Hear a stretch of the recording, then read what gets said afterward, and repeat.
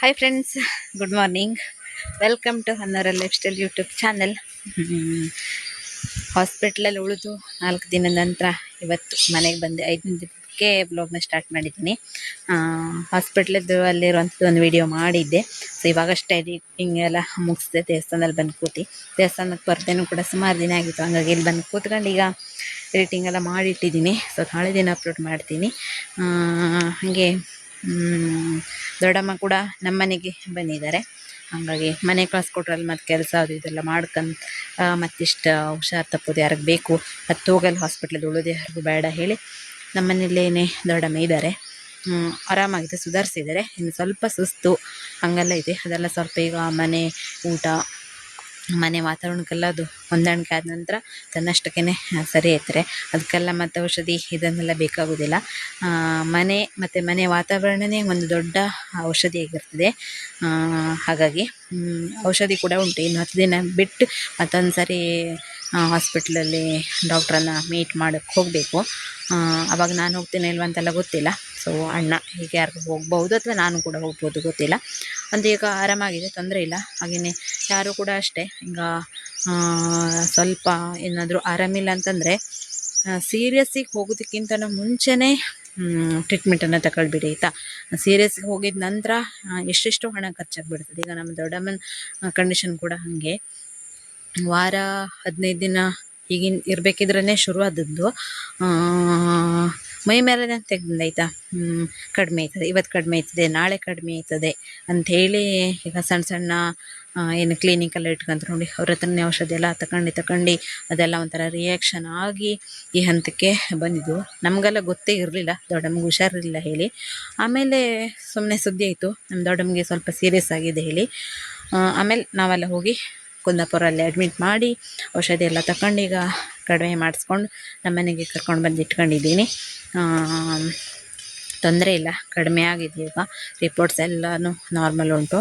ಸ್ವಲ್ಪ ರೆಸ್ಟ್ ಮಾಡಿದ್ರೆ ಎಲ್ಲ ಸರಿ ಆಗ್ತದೆ. ಸೊ ಹಾಗಾಗಿ ನಿಮಗೂ ಕೂಡ ಹೇಳಿದ್ದು, 1000 ರೂಪಾಯಿಲಿ ಆಗುವಂಥ ಟ್ರೀಟ್ಮೆಂಟನ್ನು 10,000ಕ್ಕೆ ಖರ್ಚಾಗೋ ರೀತಿ ಮಾಡ್ಕೊಳ್ಳೋದಕ್ಕೆ ಹೋಗಬೇಡಿ. ಅದನ್ನೆಲ್ಲ ನಮ್ಮ ಕೈಯಾರೇ ನಾವು ಮಾಡ್ಕೊಳ್ಳೋದಾಗಿರ್ತದೆ. ಹಾಗಾಗಿ ನಮ್ಮ ದೊಡ್ಡಮ್ಮಂದು ಕೂಡ ಅಷ್ಟೇ ಸುಮಾರು ಹಣ ಖರ್ಚಾಯಿತು ಅಂತಲೇ ಹೇಳ್ಬೋದು. ಈಗ ಎಷ್ಟೋ ದಿನದಿಂದಲೇ ನಾವು ಕಷ್ಟಪಟ್ಟು ದುಡ್ದು ಏನೋ ಒಂದು ಮನೆ ಸಂಸಾರಕ್ಕಾಗ್ತದಾಗಲಿ ಏನೋ ಒಂದು ಖುಷಿಗಾಯ್ತದೆ ಹೇಳಿ ಕೂಡಿಟ್ಟಿರುವಂಥ ಹಣ ಸಡನ್ನಾಗಿ ಒಂದು ಅನಾರೋಗ್ಯ ಆಗಿ ಆ ಹಣ ಎಲ್ಲ ಅದಕ್ಕೆಲ್ಲ ಖರ್ಚು ಮಾಡಿಬಿಟ್ರೆ ಇಷ್ಟೊಂದು ಮನಸ್ಸಿಗೆ ಬೇಜಾರಾಯ್ತದಲ್ವಾ. ಹಾಗಾಗಿ ಹೇಳೋದು. ಸೊ ವರ್ಷ ಪೂರ್ತಿ ಕಷ್ಟಪಟ್ಟೇನು ದುಡ್ದಿರ್ತೀವಿ, ಅದನ್ನೆಲ್ಲ ಆಸ್ಪತ್ರೆಗೆ ಹಾಕೋ ಬದಲು ಖುಷಿಗೋಸ್ಕರ ಮತ್ತು ಆಹಾರಕ್ಕೋಸ್ಕರ ಇದಕ್ಕೆಲ್ಲ ಖರ್ಚು ಮಾಡಬೇಕು. ಸೊ ಹೀಗೆ ಫ್ರೆಂಡ್ಸ್, ಈ ಥರ ಆಯಿತು. ತೊಂದರೆ ಇಲ್ಲ, ಈಗ ಆರಾಮಾಗಿದ್ದಾರೆ. ಹಾಗಾಗಿ ನಿಮಗೂ ಕೂಡ ಒಂದು ಎಚ್ಚರಿಕೆ ಕೊಟ್ಟಿದ್ದು. ನಾವು ಕೂಡ ಅಷ್ಟೇ, ಇನ್ನೇನಾದರೂ ಒಂದು ಆರಾಮಿಲ್ಲ ಅಂತಂದರೆ ಸಡನ್ನಾಗೇ ಹಾಸ್ಪಿಟ್ಲಿಗೆ ಹೋಗಬೇಕು. ಈ ಥರ ತುಂಬ ದೂರ ಅಡ್ಮಿಟ್ ಆಗೋ ತನಕ ಮತ್ತು ಹಣೆಬರ ಕೆಲವೊಂದೆಲ್ಲ ಇದ್ದರೆ ಅದನ್ನೆಲ್ಲ ಅನುಭವಿಸ್ಬೇಕಾಯ್ತದೆ, ಏನು ಮಾಡೋದಕ್ಕಾಗೋದಿಲ್ಲ. ಆದರೆ ಕೆಲವೊಂದೆಲ್ಲ ನಮ್ಮ ಕೈಯಾರನೇ ನಾವು ಮಾಡ್ಕೊಂಡಿರ್ತದೆ ನೋಡಿ, ಅದಕ್ಕೆ ಆಸ್ಪದ ಕೊಡಬಾರ್ದು ಅನ್ನೋದು ನನ್ನ ಯೋಚನೆಯಲ್ಲಿರೋದು. ಹಾಗಾಗಿ ನಿಮಗೂ ಕೂಡ ಹೇಳಿದೆ. ಸೊ ಇಷ್ಟ ಫ್ರೆಂಡ್ಸ್. ಇನ್ನು ಹಾಸ್ಪಿಟ್ಲಲ್ಲೆಲ್ಲ ನಾವು ಹೋದವಾಗ ಇಷ್ಟೊಂದು ಜನ ಹಾಸ್ಪಿಟ್ಲಿಗೆ ಹೋಗ್ತಾರೆ ಅಂತಂದ್ರೆ ನಿಜವಾಗ್ಲೂ ಹೌದು. ಈಗ ಜಾತ್ರೆ ಪೇಟೆಯಲ್ಲಿ ಯಾವ ರೀತಿ ಜನ ನೋಡಿ, ಅದೇ ಥರ ಜನ ಹಾಸ್ಪಿಟ್ಲಲ್ಲೂ ಕೂಡ ಜನರಿಗೆ ಏನೆಲ್ಲ ಆರೋಗ್ಯ ಸಮಸ್ಯೆ ಇದೆ ಅನ್ನೋದೆಲ್ಲ ಅನಿಸುತ್ತೆ. ಕೆಲವೊಂದು ಪರಿಸ್ಥಿತಿ ಅದನ್ನೆಲ್ಲ ಆ ಹಂತಕ್ಕೆ ಹೋದ್ಮೇಲೆ ಗೊತ್ತಾಗೋದು. ನಿಜವಾಗ್ಲೂ ಹೌದು, ಎಷ್ಟೊಂದು ಆರೋಗ್ಯ ಸಮಸ್ಯೆ ಹಾಸ್ಪಿಟ್ಲಲ್ಲಿ ಇದ್ದಾಗ ಮಾತ್ರ ಆ ಅನಾರೋಗ್ಯದ ಪರಿಸ್ಥಿತಿ ಗೊತ್ತಾಯ್ತದೆ ನೋಡಿ. ಯಾವ್ಯಾವ ರೋಗಗಳು ಗೊತ್ತಿಲ್ಲದೇ ಇರುವಂಥ ರೋಗಗಳು ಹೀಗೆಲ್ಲ ಉಂಟು. ಸೊ ಆ ಅನುಭವ ಅಲ್ಲಿ ಯಾರು ಅನುಭವಿಸ್ತಾರೆ ನೋಡಿ, ಅವರಿಗೆ ಮಾತ್ರ ಗೊತ್ತಾಗ್ತದೆ. ನಾನೀಗ ಒಂದು 4 ದಿನದಲ್ಲಿ ಹಾಸ್ಪಿಟಲ್ ಇರೋದ್ರಿಂದ ನನಗೂ ಕೂಡ ಗೊತ್ತಿಲ್ಲದಿರುವಂಥ ರೋಗ ಎಲ್ಲ ಅವತ್ತಿನ ದಿನ ಗೊತ್ತಾಗಿದೆ. ಹೀಗೆ ಫ್ರೆಂಡ್ಸು, ಕಾಲ ವಾತಾವರಣ ಮನುಷ್ಯರಿಗೆ ಕೈಯಾರೆ ಮಾಡಿಕೊಳ್ಳುವಂಥದ್ದು, ಕೆಮಿಕಲ್ ಫುಡ್, ಕೆಮಿಕಲ್ ಹಾಕಿ ಹೀಗೆ ಏನೇನೋ. ಸಾಕು ಇಷ್ಟೇ, ಅದರ ಟಾಪಿಕ್ ಮತ್ತೆ ಜಾಸ್ತಿ ಆಗಿಬಿಡ್ತದೆ ಮಾತಾಡ್ತಾ ಹೋದರೆ.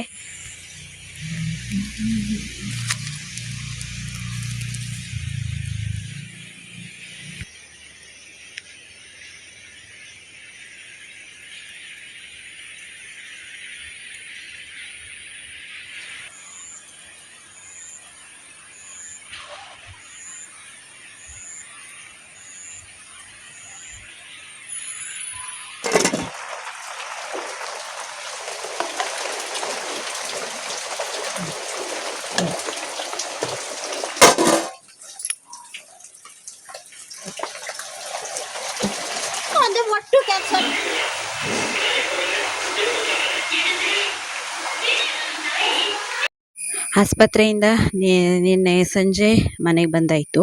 ಹಾಗೆ ಬೆಳಿಗ್ಗೆಯಿಂದನೇ ಬ್ಲಾಗ್ನ ಸ್ಟಾರ್ಟ್ ಮಾಡಿದ್ದೀನಿ. ಬೆಳಗ್ಗೆಯಿಂದ ಸುಮಾರಷ್ಟು ಕ್ಲಿಪ್ಪಿಂಗ್ಸ್ ಎಲ್ಲ ತಗೊಂಡು ಈಗ ಮಧ್ಯಾಹ್ನ ಊಟಕ್ಕಂತೂ ರೆಡಿಯಾಗಿ ಈಗ ಊಟ ಮಾಡ್ತಾಯಿದ್ರು. ಕುಚ್ಚಲಕ್ಕಿ ಅನ್ನ, ಬಸ್ಲೆ ಸಾರು. ಬಸ್ಲೆ ಎಲ್ಲ ಬೇಸಿಗೆ ಆಗಿದ ನಂತರ ಈಗ ಮಳೆಗಾಲ ಶುರು ಆಗಿದ್ದೆಲ್ಲ ಮುಗ್ದೋಯ್ತದೆ ಅಂತ ಅಂದ್ಕೊಂಡಿದ್ದೆ ನಾನು. ಆದರೆ ಮತ್ತೀಗ ಚಿಗುರು ಬರ್ತಾ ಇದೆ. ಹಾಗೆ ಸ್ವಲ್ಪನೇ ಕೊಯ್ದು ಸಾರು ಕೂಡ ಮಾಡ್ಕೊತ ಇದ್ರು. ಇವತ್ತು ಕೂಡ ಬಸ್ಲೆ ಸಾರು ಮತ್ತು ಕೆಸಿನ ಸೊಪ್ಪನ್ನು ಕುಯ್ಕೊಂಡು ಬಂದ್ಕೊಂಡು ಅದ್ರ ಕರಗಿಸಿ ಗೊಜ್ಜು ಮಾಡ್ಕೊಂಡು ಊಟ ಮಾಡ್ತಾಯಿದ್ರು. ಮಳೆಗಂತೂ ಕೆಸಿನ ಸೊಪ್ಪಿನ ಗೊಜ್ಜಂತೂ ಸಿಕ್ಕಾಪಟ್ಟೆನ ರುಚಿ ಆಯ್ತದೆ. ಖಾರ, ಹುಳಿ, ಆಮೇಲೆ ಬೆಳ್ಳುಳ್ಳಿ ಈ ಥರದನ್ನೆಲ್ಲ ಹಾಕಿ ಮಾಡೋದ್ರಿಂದ ತುಂಬ ರುಚಿ. ಇನ್ನು ಮಧ್ಯಾಹ್ನ ಚಹಾ. ಇವತ್ತಂತೂ ಮಳೆ ಸಿಕ್ಕಾಪಟ್ಟೆನೇ ಜೋರಿತ್ತು. ವಿಪರೀತ ಅಂದರೆ ವಿಪರೀತ ಮಳೆ ಆಯಿತಾ. ಇನ್ನು ನಮ್ಮ ಉತ್ತರ ಕನ್ನಡ ಎಲ್ಲ ತುಂಬ ಮಳೆ ಆಗ್ತಾ ಇದೆ ಈಗ ಒಂದು 2 ದಿನದಿಂದ 3 ದಿನದಿಂದ. ಹಾಗೇನೆ ಸ್ವಲ್ಪ ಶೇಂಗಾ ಕಾಳನ್ನು ಹುರಿದು, ಆಮೇಲೆ ಹಲಸಿನಕಾಯಿನ ಹಪ್ಪಳ ಎಲ್ಲ ನಾವು ಬೇಸಿಗೆಯಲ್ಲಿ ಇಟ್ಕೊಂಡಿದ್ವಿ ನೋಡಿ. ಈಗೆಲ್ಲ ಇದಕ್ಕೆ ಒಂಥರ ಒಳ್ಳೆ ಟೈಮ್ ಅಂತಲೇ ಹೇಳ್ಬೋದು. ಹಲಸಿನಕಾಯಿನ ಹಪ್ಪಳವನ್ನು ಹುರ್ಕೊಂಡು ಮಧ್ಯಾಹ್ನದ ಚಹಾ ಆಗ್ತಾ ಇದೆ. ಸೊ ಹಲಸಿನಕಾಯಿನ ಹಪ್ಪಳಕ್ಕೆ ನಾವೀಗ ಇದಕ್ಕೆ ಸ್ವಲ್ಪ ಖಾರ ಕೂಡ ಮಾಡ್ಕೊಂಡು ತಿನ್ಬೋದು, ಸಿಹಿ ಕೂಡ ಹಾಕ್ಕೊಂಡು ತಿನ್ಬೋದು. ಖಾರ ಅಂತಂದರೆ ಈರುಳ್ಳಿ, ಆಮೇಲೆ ಟೊಮೆಟೊ, ಹಸಿಮೆಣಸಿನಕಾಯಿ ಈ ಥರ ಎಲ್ಲ ಸ್ವಲ್ಪ ಕಟ್ ಮಾಡಿಬಿಟ್ಟು ಹಲಸಿನಕಾಯಿ ಹಪ್ಪಳವನ್ನು ಪುಡಿ ಮಾಡಿ ಚಾಟ್ಸ್ ಥರ ಮಾಡ್ಬೋದು. ಇನ್ನು ಸಿಹಿಯಾಗಿ ಅಂತಂದರೆ ತೆಂಗಿನಕಾಯಿನ ಹಾಕಿ ಸ್ವಲ್ಪ ಬೆಲ್ಲ ಅಥವಾ ಸಕ್ಕರೆ ಈ ಥರದನ್ನೆಲ್ಲ ಹಾಕಿ ಹಪ್ಪಳವನ್ನು ಪುಡಿ ಮಾಡಿ ಹಾಕಿ ಏನು ಕೂಡ ಒಂದು ಸಿಹಿ ಚಾಟ್ಸ್ ಥರ ಕೂಡ ಮಾಡ್ಕೊಂಡು ತಿನ್ಬೋದು, ಚೆನ್ನಾಗಿರ್ತದೆ. ಮಳೆ ಬರುವಾಗಂತೂ ಹಲಸಿನಕಾಯಿನ ಹಪ್ಪಳ ಮತ್ತು ತೆಂಗಿನಕಾಯಿ ಚೂರನ್ನು ಕಚ್ಕೊಂಡು ತಿಂದ್ರಂತೂ ಸೂಪರಾಗಿರ್ತದೆ. ನಮ್ಮನೇಲಿ ಯಾವಾಗಲೂ ಅಷ್ಟೇ ಚಾಟ್ಸ್ ರೀತಿಯಲ್ಲಿ ಮಾಡ್ಕೊಂಡು ತಿಂದರು. ಜಾಸ್ತಿಯಾಗಿ ಹಲಸಿನಕಾಯಿನ ಹಪ್ಪಳವನ್ನು ಹುರ್ಕೊಂಡು ಅದಕ್ಕೆ ತೆಂಗಿನಕಾಯಿ ಚೂರನ್ನು ಕಚ್ಕೊಂಡು ತಿನ್ನೋದು ತುಂಬ ಜಾಸ್ತಿ. ಹಾಗಾಗಿ ಚೆನ್ನಾಗಿರ್ತದೆ ಮಳೆ ಬರುವಾಗೆಲ್ಲ ಈ ಥರ ತಿನ್ನಲಿಕ್ಕೆ. ಇನ್ನು ನೀವೆಲ್ಲ ಹಲಸಿನಕಾಯಿನ ಹಪ್ಪಳವನ್ನೆಲ್ಲ ಈಗ ಮಳೆ ಬರುವಾಗೆಲ್ಲ ತಿಂತಾಯಿದ್ರೆ ಕಾಮೆಂಟ್ ಮಾಡಿ ಆಯಿತಾ.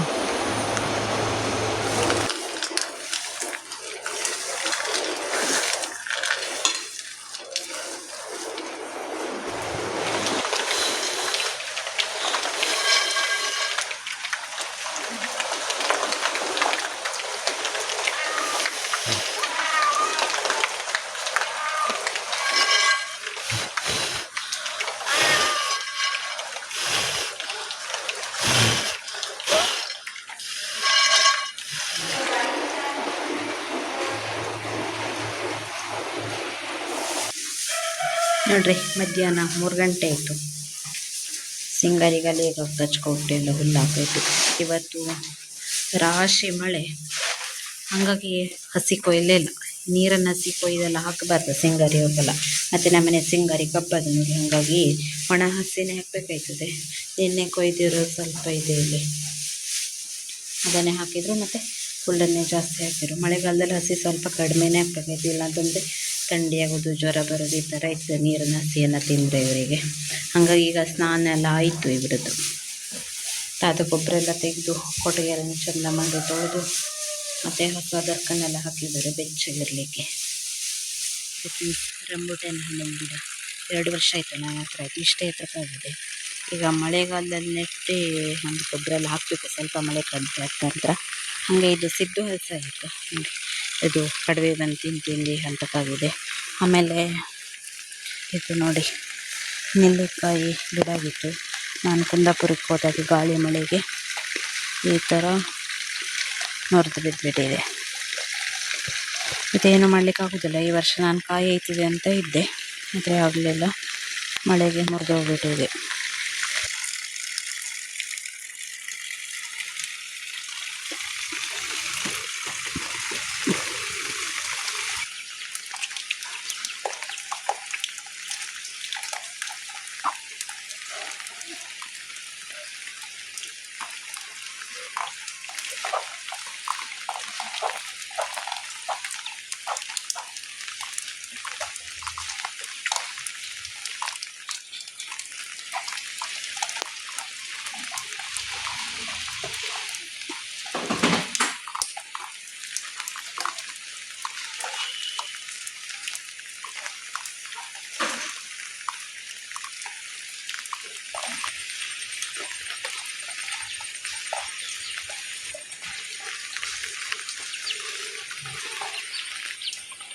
ಮಲ್ಕಾಲಕ್ಕೆ ಹೋದ್ರೆ ಅಲ್ಲಿ ಯಾರು ಇರುದಿಲ್ಲ, ಬೇಕಾದ್ರೆ ಹೋಯ್ತದೆ ಊಟದ ಹತ್ರ ಕಪ್ಪೋರು ಯಾರು ಮನೆಗೆ ಹೋಗ್ಬೇಕಾದ್ರೆ ತಗೊಂಡೋಯ್ತು ಬ್ಯಾಗ್ ಮೇಲೆ 2 ಕಾಣಿ ಇತ್ತು. ಇನ್ನು ಇವತ್ತಿನ ದಿನ ಸಾಮಾನೆಲ್ಲ ಖಾಲಿಯಾಗಿತ್ತು, ದಿನಸಿ ಸಾಮಾನೆಲ್ಲ ಅಣ್ಣ ನರ್ಕೋಬೆಲ್ಲ ತಗೊಬಂದಿಟ್ಟಿದ್ರು. ಅದನ್ನೆಲ್ಲ ಮತ್ತೀಗ ಡಬ್ಬಕ್ಕೆಲ್ಲ ಹಾಕಬೇಕಾಗಿತ್ತು. ಹಾಗಾಗಿ ಆ ಕೆಲಸವನ್ನು ಶುರು ಮಾಡ್ಕೊಂಡಿದ್ದೆ ನೋಡಿ. ಇದನ್ನೆಲ್ಲ 2 ತಿಂಗಳಿಗೆ ಒಂದ್ಸರಿ, ತಿಂಗಳಿಗೆ ಒಂದ್ಸರಿ ಎಲ್ಲ ಬರೋದು. ನಾವು ಜಾಸ್ತಿಗೆ ತಿಂಗಳು ತರೋದಕ್ಕಿಂತ 2 ತಿಂಗಳು 3 ತಿಂಗಳಿಗೆ ಒಂದ್ಸರಿ ತರಿಸ್ಕೊಂಡು ಬಿಡ್ತೀವಿ. ಜಾಸ್ತಿಯಾಗೇ ಪದೇ ತರೋದು ಅಂತಂದರೆ ಸ್ವಲ್ಪ ಕಷ್ಟನೇ, ಮತ್ತು ಅದೊಂದು ಜಾಸ್ತಿ ಕೆಲಸ ಇರುತ್ತೆ. ಹಾಗಾಗಿ 1-2 ತಿಂಗಳು 3 ತಿಂಗಳ ಕಾಲ ಬೇಕಾಗುವಷ್ಟನ್ನೆಲ್ಲ ತರಿಸ್ಕೊಂಡು ಬಿಡ್ತೀವಿ. ಹಾಗೆಯೇ ಮನೆಗೆ ಸಕ್ಕರೆ ಆಗಿರ್ಬೋದು, ಇನ್ನು ಬೇಳೆಕಾಳುಗಳಾಗಿರ್ಬೋದು, ಹೀಗೆ ಎಲ್ಲನೂ ಕೂಡ ಗೋಧಿ ಹಿಟ್ಟು, ರವೆ, ಹೀಗೇ ಏನೇನು ಬೇಕಾಗ್ತದೆ ಎಲ್ಲನೂ ಕೂಡ ಸೋಪು, ಬಟ್ಟೆ ಸೋಪು, ಮೈ ಸೋಪು, ಪಾತ್ರೆ ಸೋಪು, ಇನ್ನು ಹಾರ್ಪಿಕ್ಕು, ಕಂಫರ್ಟ್, ಆಮೇಲೆ ಡಿಶ್ ವಾಶ್, ಹಾಗೆಯೇ ಹೀಗೆ ಎಲ್ಲನೂ ಪೌಡ್ರ್ ಆಗಿರ್ಬೋದು, ಹೀಗೆ ಎಲ್ಲನೂ ಕೂಡ ತರಿಸ್ಕೊಂಡು ಬರ್ತೀವಿ. ಅದನ್ನೆಲ್ಲ ಈಗ ಖಾಲಿಯಾಗಿರೋದಕ್ಕೆಲ್ಲ ತುಂಬಿಸ್ತಾ ಇದ್ದೀನಿ. ಹಾಗೆಯೇ ಸಕ್ಕರೆಯನ್ನೆಲ್ಲ ಒಂದು 5 kg ಅಷ್ಟೆಲ್ಲ ತರಿಸ್ಕೊಂಡಿದ್ದೀವಿ. ಯಾಕೆಂದರೆ ನಾಳೆ ಒಂದು ಸಿಹಿ ಮಾಡೋದಿದೆ, ಏನು ಅಂತ ನಾನು ವಿಡಿಯೋದಲ್ಲಿ ಹಾಕಿರ್ತೀನಿ ಯಾಕೆ ಅಂತ. ಹಾಗಾಗಿ ಸ್ವಲ್ಪ ಜಾಸ್ತಿನ ಸಕ್ಕರೆ ತರಿಸ್ಕೊಂಡು, ಸಕ್ಕರೆಯನ್ನು ಸ್ವಲ್ಪ ಕಡಿಮೆನೇ ಬಳಸ್ತೀವಿ ನಾವು. ಆದರೂ ಕೂಡ ಕೆಲವೊಂದು ಬಾರಿ ಸಕ್ಕರೆ ಇಲ್ಲದೇ ಮನೆಯಲ್ಲಿ ಆಗೋದಿಲ್ಲ ಇರುತ್ತೆ. ಹಾಗಾಗಿ ಇನ್ನು ಸಕ್ಕರೆಗೆಲ್ಲ ಈಗ ಮಳೆಗಾಲದಲ್ಲೆಲ್ಲ ಇರುವೆಗಳೆಲ್ಲ ಬರ್ತದೆ ನೋಡಿ, ಬರ್ದಾಗಿರೋ ರೀತಿ ಈಗ ಲವಂಗದ 1-2 ಮೊಗ್ಗನ್ನು ಹಾಕಿಟ್ರೆ ಇರುವೆಗಳು ಸಕ್ಕರೆ ಹತ್ತಿರ ಸುಳಿಯೋದೇ ಇಲ್ಲ. ಇನ್ನು ಕಿಚನೆಲ್ಲನೂ ಫುಲ್ ಕ್ಲೀನ್ ಮಾಡಿ ಡಬ್ಬವನ್ನೆಲ್ಲ ಜೋಡಿಸಿಲ್ವ ಹೇಳಿ ಈಗೆಲ್ಲನೂ ಚೆನ್ನಾಗಿ ಒರೆಸಿ ಈ ಥರನೆಲ್ಲ ನಾನು ಕೆಲಸ ಮಾಡ್ಕೊತ ಇದ್ದೀನಿ. ಇದಕ್ಕಂತೂ ಸುಮಾರು ಹೊತ್ತು ಬೇಕಾಯ್ತದೆ. ನೋಡೋದಕ್ಕೆ ಸಣ್ಣ ಕೆಲಸ ಆದ್ರೂ ಸಮಯ 1-2 ತಾಸಿಗೆಲ್ಲ ಬೇಕಾಯ್ತದೆ. ಫುಲ್ಲೆಲ್ಲ ಸ್ಟ್ಯಾಂಡ್ ಆಗಿರ್ಬೋದು ಎಲ್ಲ ಕಡೆನೂ ಒರೆಸಿ ಕ್ಲೀನಾಗಿ ಜೋಡಿಸಿರೋದಕ್ಕೆ.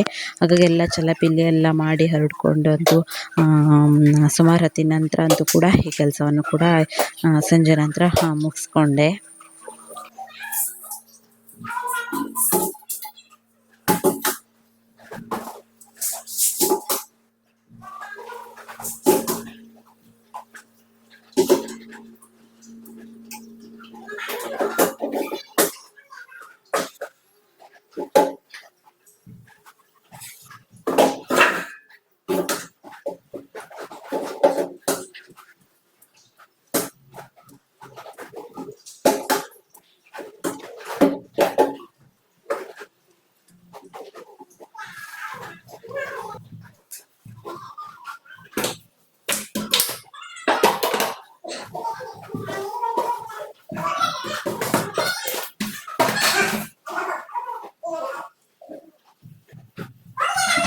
ಇನ್ನು ಇವತ್ತಿನ ಮಧ್ಯಾಹ್ನದ ಊಟಕ್ಕೆ ತರಕಾರಿನೇ ಆಗಿತ್ತು. ಅಣ್ಣ ಸಾಮಾನು ತರಲಿಕ್ಕೆಲ್ಲ ಹೋಗಿ ಬರುವಾಗ ಹಸಿ ಸಟ್ಟೆನ ತಂದಿದ್ದಾರೆ. ಫ್ರಾನ್ಸ್ ಆಯಿತಾ, ಇದು ದೊಡ್ಡ ಸೈಜ್, ಇದು ಚಿಕ್ಕದಲ್ಲ, ದೊಡ್ಡ ಇತ್ತು. KGಗೆ 500 ರೂಪಾಯಿ ಅಂತೆ. ಮತ್ತು ಈಗಂತೂ ತುಂಬ ರೇಟೆಲ್ಲ ಜಾಸ್ತಿ ಆಗೋದು ಸಹಜ. ಯಾಕೆಂತಂದರೆ ಬೋಟೆಲ್ಲ ಹೊರಗಡೆ ಹೋಗ್ತಿಲ್ಲ, ಮಳೆ ಗಾಳಿ, ಹಾಗಾಗಿ ಇದೆಲ್ಲ ರೇಟೆಲ್ಲ ಈಗ ಜಾಸ್ತಿ ಆಗೋದು ಸಹಜ. ಹಾಗೆ KGಗೆ 500 ರೂಪಾಯಿ ಅಂತೆ. ಅಣ್ಣ 1 KGನ ತಂದಿದ್ರು. ದೊಡ್ಡಕ್ಕಿತ್ತು, ನೋಡಂತೂ ಸಿಕ್ಕಾಪಟ್ಟೆನೇ ಖುಷಿ ಆಯಿತು. ಇದಕ್ಕೂ ಮುಂದೆ ನಾನು ವಿಡಿಯೋ ಕ್ಲಿಪ್ಸ್ಗಳನ್ನ ಆ್ಯಡ್ ಮಾಡ್ತೀನಿ, ನೋಡಿ ರೆಸಿಪಿ ಎಲ್ಲ ಹೇಗೆ ಮಾಡಿದ್ದೀವಿ ಅಂತ. ಸುಮಾರು ಸಾರಿ ಎಲ್ಲ ತೋರಿಸ್ತಿದ್ದೀನಿ. ತೆಂಗಿನಕಾಯಿ ಹಾಕಿ ಗರಂ ಮಸಾಲ ಮತ್ತು ಮೆಣಸು, ಕೊತ್ತಂಬರಿ ಈ ಥರನೆಲ್ಲ ಹಾಕಿ ಮಾಡಿರ್ತೀವಿ ಮಸಾಲೆ ಎಲ್ಲ. ಇನ್ನು ಮುಂದೆ ಎಲ್ಲನೂ ಕ್ಲಿಪ್ಸೇ ಆ್ಯಡ್ ಆಗಿರುತ್ತೆ. ನೋಡಿ ಎಂಜಾಯ್ ಮಾಡಿ. ಹಾಗೆ ನನ್ನ ಚಾನಲನ್ನು ಇನ್ನೂ ಸಬ್ಸ್ಕ್ರೈಬ್ ಮಾಡ್ಕೊಳ್ತೀನಿ ನೋಡ್ತಾ ಇರೋರು ಪ್ಲೀಸ್ ಸಬ್ಸ್ಕ್ರೈಬ್ ಮಾಡಿ ಸಪೋರ್ಟ್ ಮಾಡಿ. ಹೀಗೆ ಇನ್ನು ನೆಕ್ಸ್ಟ್ ವ್ಲಾಗಲ್ಲಿ ಸಿಗ್ತೀನಿ. ಅಲ್ಲಿವರೆಗೂ ಟೇಕ್ ಕೇರ್, ಬಾಯ್.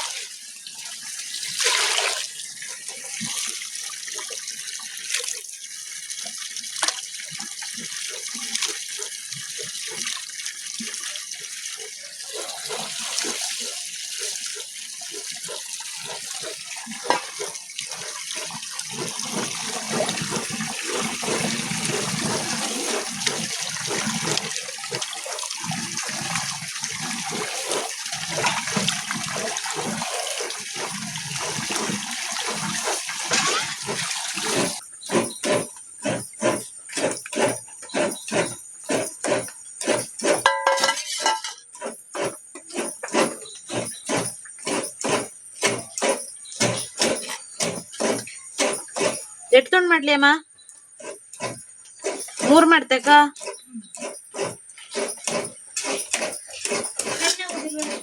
ಇಲ್ಲ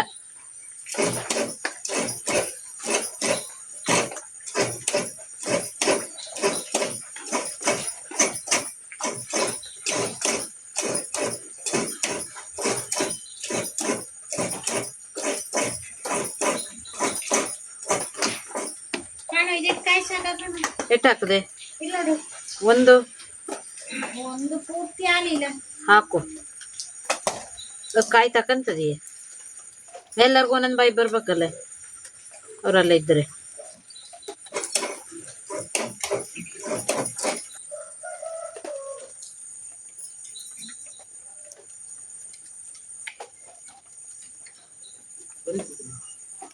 ಮಾಡು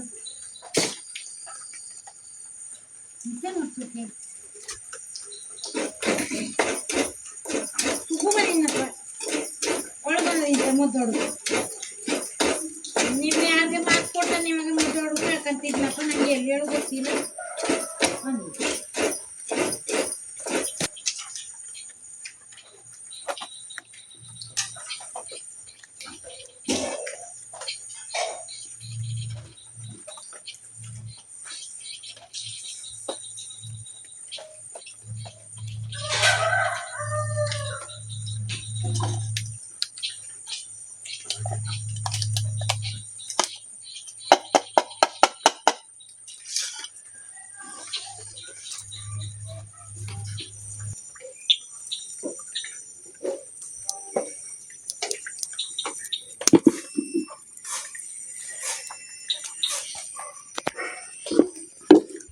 ಎಣ್ಣೆ ಹಾಕಿದ್ಯಾ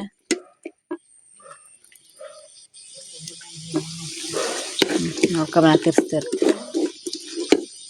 ತಿರ್ಸ್ತಿರ್ತೆ ನೋಡ್ಕೊಬ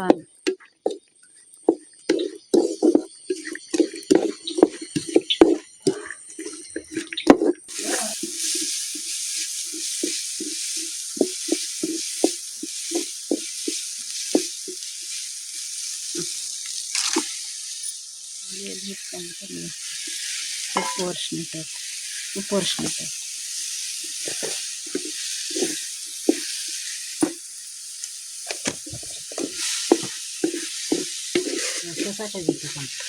ಎಂಥದ್ದು ಹಾಕು ನೀರು ಹಾಕು ಎಂಥದ್ದು ಉಪ್ಪಿನ ಕಡೆಗೆ ಇದು ಹೌದು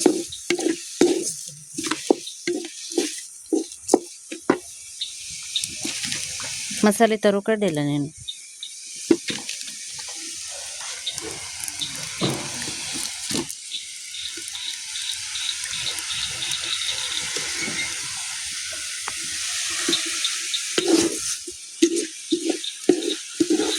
ಬಗೆಯಲ್ಲಿ ಬಾಟ್ಲಿ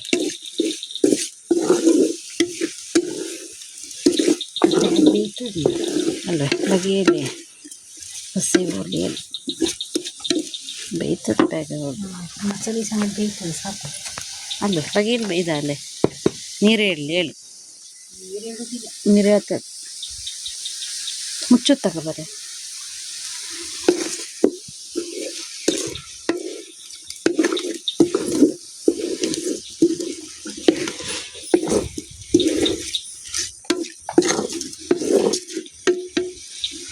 ಮುಚ್ಚು ಬೇಗಲೆ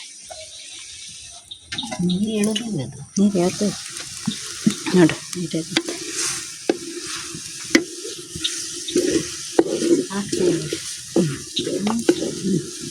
ಸರಿ ಮಸಾಲೆ ಸರಿ ಇರ್ತದೆ ತಡೆ ಪೆಪ್ಪರ್ ಹಾಕ್ತಾ ಇಟ್ಟು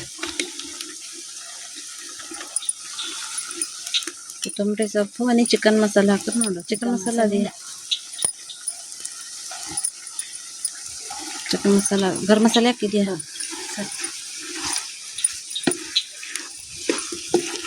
ಲೈಕ್ ಮಾಡಿ ಅರ್ಧೀಗ ನೋಡಿ ಮಿಕ್ಸಿಲ ಕಲ್ಲಾಗ ಅರ್ಧ ಮಾಡಿ ಹಿಂಗೆಲ್ಲ ತಿರ್ಸು ನಾನು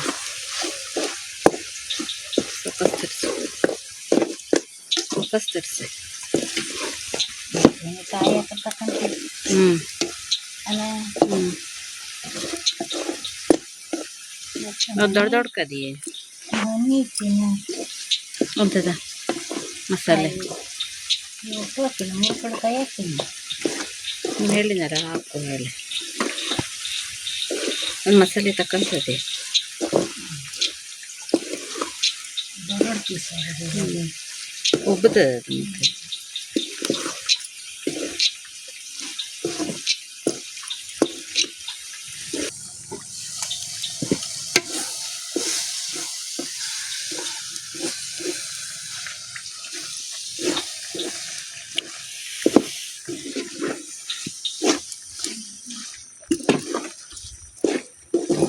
ಬಾಗಿ ಲೂಸು